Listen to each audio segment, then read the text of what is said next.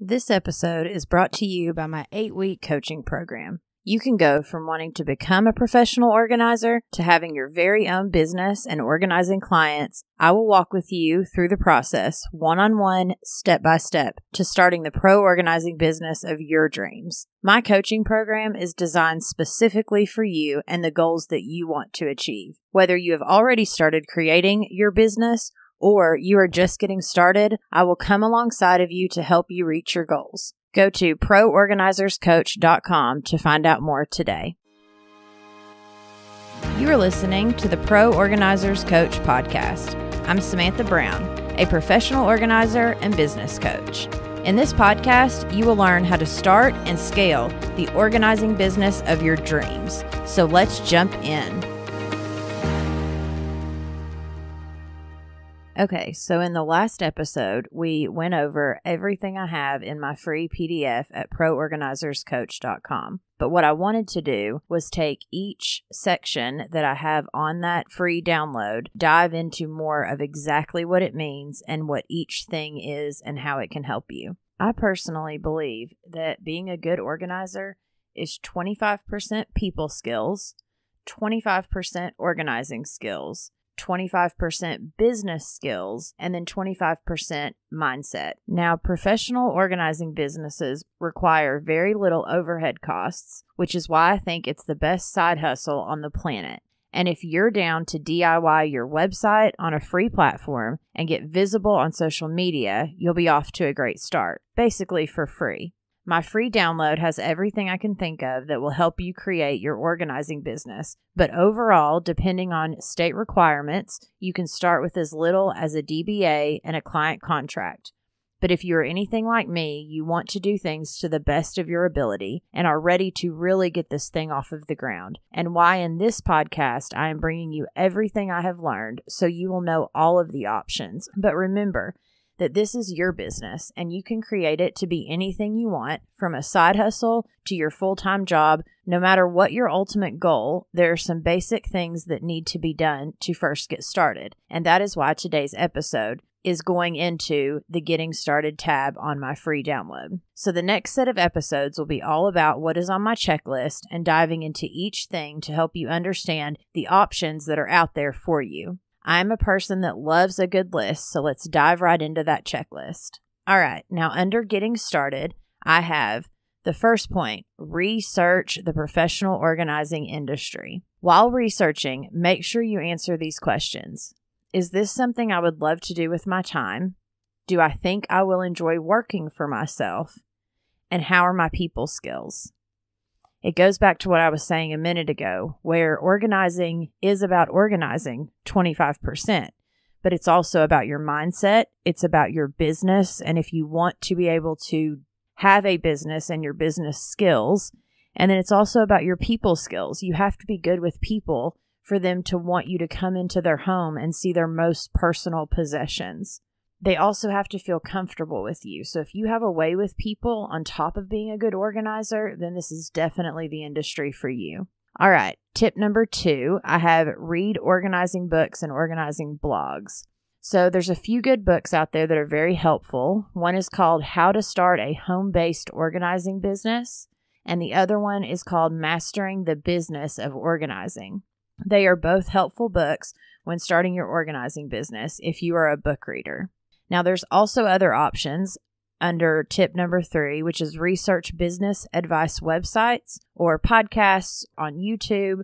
There's definitely options out there for you. But one really good website is sba.gov, and it is the Small Business Administration when you have business questions. All right, so now tip number 4, I have find a mentor, coach, or business consultant. And the reason I think this is so good is because it can 10x your business growth. Because if you are trying to do this completely on your own without guidance from someone who has been there before, and someone to help hold you accountable, it's very easy to get sidetracked, to get distracted, and to not stay on point.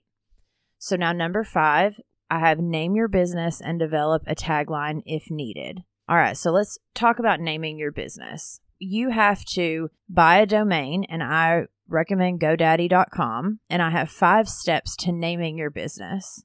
Now, of course, you always have the option of just using your name, but it is always good, in my personal opinion, to at least pick a business name if you are going legit. It also helps you look legit for when people are looking at professional organizers in your area. So under my 5 steps, first I have brainstorm business names. The naming process for your business must begin as a creative one. Before you get down to the perfect name, you need to come up with some options. There are loads of ways to jog your mind into action. So first, you want to do a word dump. Your business name should tell potential customers all they need to know about your business. So why not start by jotting down all the words you can think of that are relevant to your brand and industry? Doing so is often known as a word dump. Don't get analytical at this point. Simply write down everything you think of. Give yourself, 15 to 20 minutes and try not to stop writing in that time. What you'll end up with is a whole host of words and phrases that relate to your new business. All right, step number 2, you want to use a thesaurus. This step may sound counterintuitive, but stick with me. What you're going to do now is take your long list of words and add more to it. Doing so ensures that you leave no stone unturned in seeking out the perfect business name idea. Take each of your words and find synonyms or related terms using a thesaurus. When you find any not already on your list, add them. You don't need to be too picky at this stage, but if there are any that are clearly not relevant, you can leave these out. Now you've got a vast list of words to work from in finding your company name. One other option under brainstorming business names is to use a name generator. There are websites such as namesnack.com, and it's the #1 free business name generator. You type in your keywords and you can get more than 100 possible company names in seconds. What's more, the generator displays the domain names available for each option. And you don't want to get completely stuck on this. I promise you do not want to go down the rabbit trail for too long, but you still want to use a little bit of time because this is what you're going to be known as. This is going to be the name of your business.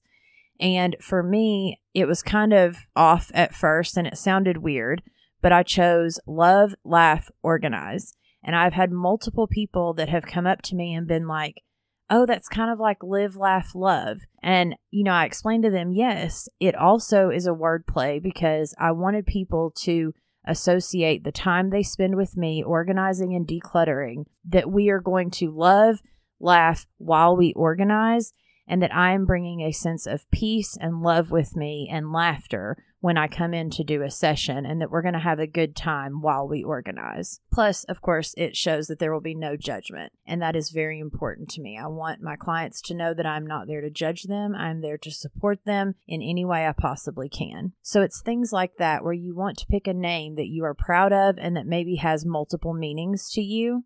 Or, again, you can just go with your name and put beside it professional organizer. Like for me, I could have put Samantha Brown, professional organizer, and that would have been okay too. Again, this is your business. It is completely up to you. Okay, now the next thing I have on the list is check with the Secretary of State for name availability and file for your DBA.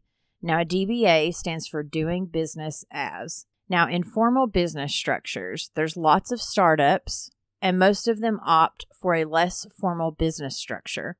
If you're a 1 or 2 person outfit, which you probably are starting as a professional organizer, you're most likely to set up as a sole proprietorship or a partnership if there are 2 of you. There are fewer rules with these kinds of businesses. That doesn't mean there aren't any, though. So for a sole proprietorship, there's one cardinal rule for naming a sole proprietorship.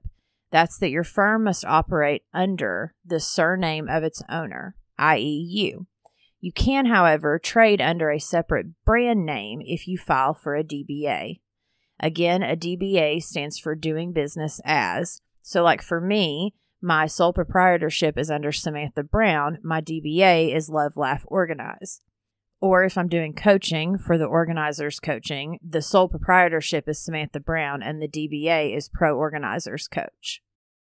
Now let's talk for a second about partnerships. Partnerships are similar to sole proprietorships. The only difference is that they have 2 or more owners rather than 1. Once again, registered partnerships names must include the surnames of those owners.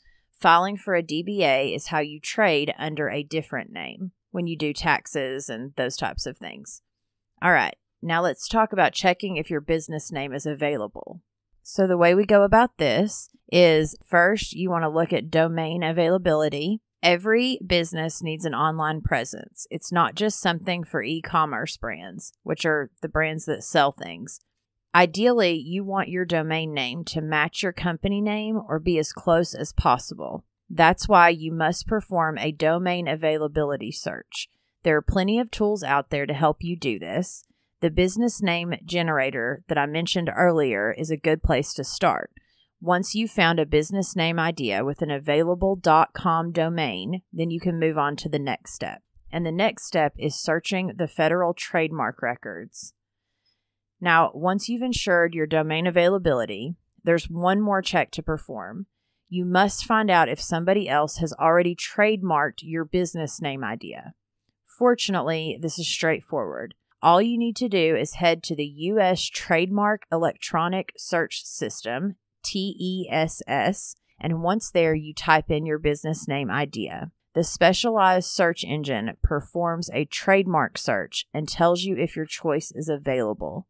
Now, this is super important because you don't want to start a business that does not have a domain name, the .com of your business, and someone else is already using that trademark. They can come after you legally later on because you are technically using their business name if they have already trademarked it. So you really want to make sure that your business name idea has not been trademarked by someone else and that it is available so you can trademark it. So then no one else later on can use your business name. All right, now let's talk real quick about registering your business name. We finally reached step 5 of our 5-step guide on how to name a business. That means it's time to register your chosen company name. There are 2 principal parts of this process: registering your business and getting your domain names. Registering should be simple. That's as long as you follow the rules for your business structure and check the trademarks that I talked about earlier. Primarily, things get done at the state level. If you wish to trademark your business name, though, you must file an application with the United States Patent and Trademark Office. Okay, I wanted to go into all of that because that is very important as the foundation of your business to making sure that you get your business up off the ground once you are ready to turn this into your full-time business. Now, if you are still at the stages of just seeing if this is even a viable business and if this is something that you even are going to enjoy doing, then of course these steps are something that you can do later on. And for now, you could just stick with your name and try to see if you can find something close to your name as your domain name. That way people can look up professional organizers in your area and they will actually find you because you have an online presence of a website, and later on we'll talk about being on Google My Business and other places like that where you can show up online when people are looking for professional organizers in your area. So I know this has been a lot, but to conclude, we talked about you need to research the professional organizing industry to make sure this is something you're even going to enjoy. If you're a book reader, you can read books and blogs. You need to research business advice websites if you have any questions. Finding a mentor, coach, or business consultant and how important that is for someone to help you with all of these questions you have. Then we talked about naming your business and also buying your domain, that GoDaddy.com is affordable and it is very easy to use. And then we also talked about check with the Secretary of State for your name availability and file for your DBA. Now, I know that this one got very technical for a little bit, but I wanted to make sure to go into this so you are building your foundation very solid. So as you start getting clients and as things start going good for you, you have all of the foundational pieces and nothing goes wrong later on. Now, of course, if you're still just doing this as your side hustle and you want to continue to just let people know that you're a professional organizer and you want to get your domain name in your actual name, or go ahead and pick your business name, then a few of these steps are still very important. So take what is good for you, leave the rest based on your personal goals for your business. And then I promise a lot of the other stuff we're going to get into is very technical tips specifically for only professional organizers. In the next episode, we're going to talk about how to establish your billing policies, which is very important for your clients and for you, so everyone's on the same page, how to develop your service agreements and your contract, purchase and setting up accounting software, and then to decide if you need to hire a bookkeeper or accountant. All right, I will see you on the next one. You have been listening to the Pro Organizers Coach podcast. Go to the show notes to find all of the links mentioned in this episode and hit that subscribe and automatic download button so you don't miss a single thing. Thanks for listening.